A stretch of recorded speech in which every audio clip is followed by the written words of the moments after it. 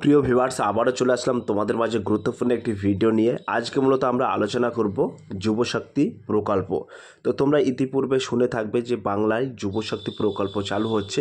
কবে চালু হচ্ছে, কারা আবেদন করতে পারবে, কারা আবেদন করতে পারবে না, কারা যোগ্য, কারা অযোগ্য, সমস্ত বিস্তারিত তথ্য কিন্তু অল ইনফরমেশান তথ্য কিন্তু আজকে এই ভিডিওর মাধ্যমে সরাসরি তুলে ধরবো। তাই ভিডিওটি স্কিপ না করে সম্পূর্ণটি দেখার জন্য অনুরোধ রইল। কবে থেকে তোমরা আবেদন করতে পারবে, অফলাইন অনলাইন সমস্ত বিস্তারিত তথ্য কিন্তু তোমাদের মাঝে শেয়ার করবো আজকে এই ভিডিওর মাধ্যমে। তাই ভিডিওটি স্কিপ না করে সম্পূর্ণটি দেখার জন্য অনুরোধ রইল। চলুন বিস্তারিত তথ্য এক নজরে জেনে নেওয়া যাক। তো আজকে ন্যাচারালি যে টপিকগুলো তোমাদের মাঝে তুলে ধরবো সেই টপিকগুলো হলো যুবশক্তি প্রকল্প 2026, যুবশক্তি ভরসা কার্ড কী, এবং এর পাশাপাশি আমরা আলোচনা করব যুবশক্তি প্রকল্পের সুবিধা কারা পাবে এবং কারা পাবে না। তার পাশাপাশি আমরা আলোচনা করব যুবশক্তি প্রকল্প আবেদন পদ্ধতি। তো এখানে অনলাইন এবং অফলাইনে উভয় পদ্ধতিতে কিন্তু তোমরা আবেদন করতে পারবে। তো শুরুতেই আমরা একটু ডিটেলস জেনে নেব। তো এখানে কিন্তু সুস্পষ্টভাবে বলা হয়েছে যুবশক্তি প্রকল্প 2026। তো এখানে কি বলা হয়েছে সেটা একটু আমরা দেখে নেব। তো এখানে বলা হয়েছে রাজ্যের বেকার যুবক যুবতীদের চাকরির প্রস্তুতি ফর্ম ফিল আপের জন্য আর্থিক সহায়তা প্রদানের উদ্দেশ্যে যুবশক্তি প্রকল্প চালু করা হয়েছে। এর আগে রাজ্য যুবশক্তি প্রকল্প চালু ছিল, যার মাধ্যমে বেকারদের প্রতি মাসে 1,500 টাকা করে দেওয়া হতো। নতুন এই যুবশক্তি প্রকল্পের টাকার পরিমাণ কিন্তু দ্বিগুণ করা হয়েছে। কত করা হয়েছে? 3,000 টাকা কিন্তু করা হয়েছে। যোগ্য শিক্ষিত বেকার যুবক যুবতীদের প্রতি মাসে কিন্তু 3,000 টাকা করে আর্থিক সহায়তা সরাসরি ব্যাংক অ্যাকাউন্টের মাধ্যমে প্রদান করা হবে। তো ইতিপূর্বে কিন্তু তোমাদের যুবসাথী বলে একটি প্রকল্প ছিল, সেই প্রকল্পে কিন্তু তোমাদের 1,500 টাকা করে প্রদান করা হতো সরাসরি ডিবিটি লিঙ্কের মাধ্যমে।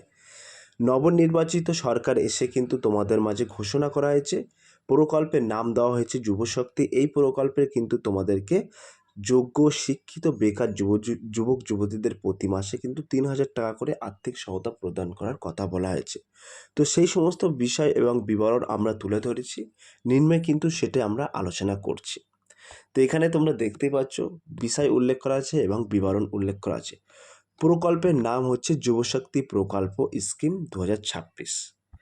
তার পাশাপাশি কিন্তু এখানে আর্থিক সুবিধা, তো আর্থিক সুবিধা কিন্তু তোমাদের প্রতি মাসে 3,000 টাকা করে দেওয়া হবে এবং টাকার প্রদান মাধ্যমে হচ্ছে সরাসরি ব্যাংক অ্যাকাউন্ট অর্থাৎ ডিবিটি লিঙ্কের মাধ্যমে কিন্তু তোমাদের সরাসরি ব্যাংকে অর্থটা প্রদান করা হবে। তারপরে বলেছে কারা পাবে এই অ্যামাউন্টটা, কারা পাবে বা এই সুবিধাটা কারা পাবে? পশ্চিমবঙ্গের স্থায়ী বাসিন্দা ও শিক্ষিত বেকার যুবক যুবতীরা কিন্তু এই সুবিধাটা গ্রহণ করতে পারবে। বিশেষ সুবিধা কি থাকছে? বিশেষ সুবিধা থাকছে যুবশক্তি ভরসা কার্ড প্রদান। তো এই সুবিধার মধ্যে যে সমস্ত বেকার যুবক যুবতীরা আওতায় পড়ছে তাদের কিন্তু যুবশক্তি ভরসা কার্ড কিন্তু একটি করে দেওয়া হবে। তো আসলে যুবশক্তি ভরসা কার্ডটা কি সেটা তোমাদের মাঝে প্রশ্ন থেকে যাচ্ছে। তো আমি সরাসরি এখানে উল্লেখ করেছি যুবশক্তি ভরসা কার্ডটা কি। তো এখানে কিন্তু গভর্নমেন্টের তরফ থেকে সুস্পষ্টভাবে উল্লেখ করা হয়েছে, বলা হয়েছে এই প্রকল্পের একটি অন্যতম বিশেষ আকর্ষণ হলো যুবশক্তি ভরসা কার্ড। যে সমস্ত আবেদন প্রার্থী এই প্রকল্পে আবেদনের পর যোগ্য বলে বিবেচিত হবেন তাদের সরকার থেকে একটি বিশেষ পরিচয়পত্র বা ভরসা কার্ড দেওয়া হবে। এটি মূলত একটি গ্যারান্টি কার্ড যা নিশ্চিত করে যে আপনি রাজ্য সরকারের এই বেকার ভাতা পাওয়ার জন্য সম্পূর্ণ যোগ্য। তাহলে প্রথমত কিন্তু তোমাদের আবেদন করতে হবে। আবেদন করার পরে যদি গভর্নমেন্ট বিবেচিত করে যে তুমি যোগ্য, তাহলে তোমার কিন্তু একটা পরিচয়পত্র দেবে, সেটা হচ্ছে ভরসা কার্ড বা যুবশক্তি গ্যারান্টি কার্ড, যা নিশ্চিত করবে তুমি রাজ্য সরকারের বেকার ভাতা পাওয়ার জন্য যোগ্য। ক্লিয়ার?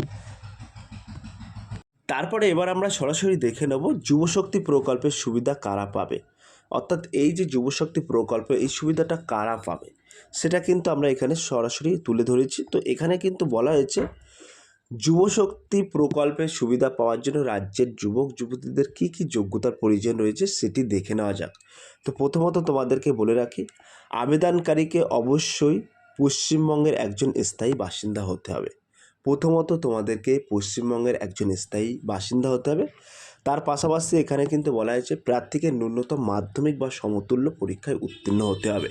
ঠিক আছে, তো এখানে যে সমস্ত প্রার্থীরা গ্র্যাজুয়েশন পাশ করে আছেন তাদের কিন্তু 3,000 টাকা করে দেওয়ার ঘোষণা করা হয়েছে, বাকিদের কিন্তু 1,500 টাকা করে দেওয়ার ঘোষণা করা হয়েছে। তারপরে কিন্তু এখানে বলা হয়েছে আবেদনকারীর বয়স কিন্তু অবশ্যই হতে হবে 21 বছর থেকে 40 বছরের মধ্যে হতে হবে, অর্থাৎ 21 টু বিটুইন 40 ইয়ার্স। এই 21 থেকে 40 বছরের মধ্যে বয়স যদি তোমার হয়ে থাকে বা থেকে থাকে তাহলে কিন্তু সরাসরি যুবশক্তি প্রকল্পের আওতায় তুমি আবেদন করতে পারবে। ক্লিয়ার? তারপরে বলা হচ্ছে আবেদনকারীকে কিন্তু সম্পূর্ণ বেকার বা কর্মহীন হতে হবে। কোনো রকম সরকারি বা বেসরকারি সংস্থায় কর্মরত থাকলে এই সুবিধা কিন্তু পাওয়া যাবে না। এমনকি যাদের নিজস্ব ব্যবসা রয়েছে এবং সেখান থেকে নির্দিষ্ট অঙ্কের বেশি আয় হয় তারাও এর বাইরে থাকবে। তাহলে কারা আবেদন করতে পারবেন? প্রথমত এখানে আবেদন করতে পারবেন পশ্চিমবঙ্গের স্থায়ী বাসিন্দারা।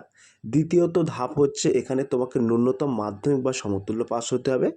তৃতীয়ত তোমাদেরকে বয়স হতে হবে 21 বছর থেকে 40 বছর এবং চতুর্থত আবেদনকারীকে সম্পূর্ণ কিন্তু বেকার বা কর্মহীন হতে হবে, তবেই কিন্তু সে এই যুবশক্তি প্রকল্পের আওতায় বিবেচিত হবে। অন্যথায় কিন্তু সে অবিবেচিত বা বিবেচিত হবে না। এবং এর পাশাপাশি যারা পার্ট টাইমার কর্মরত বা অন্য কোনো প্রাইভেট সংস্থা বা বেসরকারি যে সমস্ত কলকারখানা সংস্থায় যদি কাজ করে থাকেন বা সুবিধা পেয়ে থাকেন তারা কিন্তু এই যুবশক্তি আওতার মধ্যে পড়বে না। ক্লিয়ার? এবার আমরা সরাসরি দেখে নেব এখানে যুবশক্তি প্রকল্প আবেদন পদ্ধতি। তো কিভাবে আবেদন করবে সেই স্টেপটা কিন্তু একটু আমরা ডিটেলসে তুলে ধরেছি।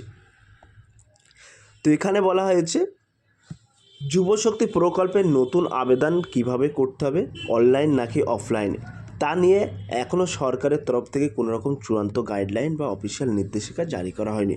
তবে ধারণা করা হচ্ছে অনলাইন ও অফলাইন উভয় মাধ্যমে কিন্তু আবেদন হতে পারে।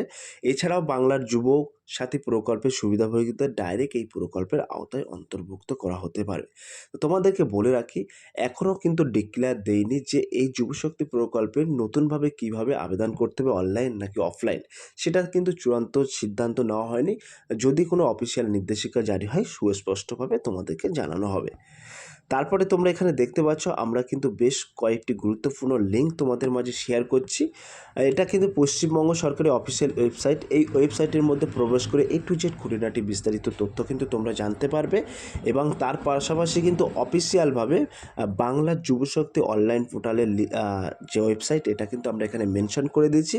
এই পোর্টালের মধ্যে প্রবেশ করে কিন্তু A to Z খুঁটিনাটি বিস্তারিত তথ্য তোমরা জানতে পারবে। আজকে কিন্তু আমরা মেন পার্ট তোমাদের মাঝে শেয়ার করলাম এবং এর পাশাপাশি তোমাদের মাঝে একটা হেল্প নাম্বার অর্থাৎ হেল্পলাইন নাম্বার এবং তার পাশাপাশি ইমেল আইডিও কিন্তু আমরা এখানে মেনশন করে দিচ্ছি। চাইলে তোমরা এই নাম্বারে সোম থেকে শনি 9টা থেকে ঠিক 5টা পর্যন্ত এর মধ্যে কিন্তু ফোন করে সমস্ত বিস্তারিত তথ্য জেনে নিতে পারেন। তো সব প্রিয় ভিউয়ার্স এই ছিল আজকের ভেরি মোস্ট ইম্পর্ট্যান্ট ভিডিও। যদি আজকের এই ভিডিওটি ভালো লেগে থাকে প্লিজ লাইক কমেন্ট এবং শেয়ার করে দিন বন্ধুদের মাঝে। ফিরে আসছে আগামী দিনে তোমাদের জন্য very most important topic video নিয়ে।